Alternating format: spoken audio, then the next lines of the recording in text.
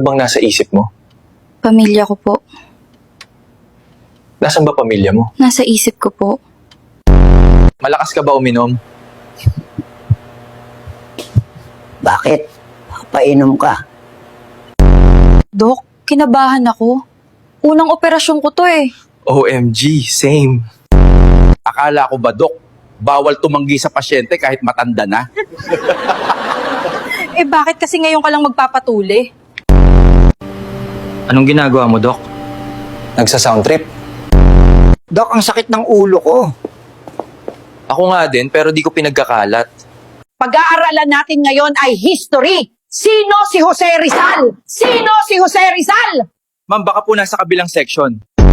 Bakit pa tayo nagkakape? Ang init-init ng panahon. Wala na yata tayo sa sarili, Ruben. Ikaw lang ang si Raulo, wag mo akong idamay. Ikaw! Oo, ikaw. Kailan ka ba sisipagin maligo, ha? Hala, maligo ka na. Ang tanda-tanda mo na, ang dugyot mo pa. Hello pare, kamusta? Wala pa akong pera, hayaan mo, makakalimutan ko din utang ko sa'yo. Sino tong Janine na nag-text sa'yo? Tropa ko yan. Binaliktad ko lang yung ninja, kaya Janine.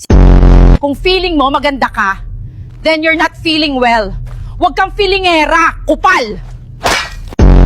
Wow, ang ganda ng relo mo. Anong tatak niyan? Gcash.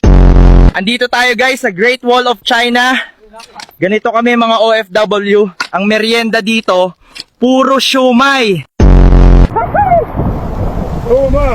Pasensya na po, ma'am. Hindi po kayo makakapasok. Dapat may kapares. So guys, so far buhay pa naman tayo. Hihintayin lang natin umalis tong nanay. Tsaka natin nakawin tong isang itlog para gawing scrambled egg.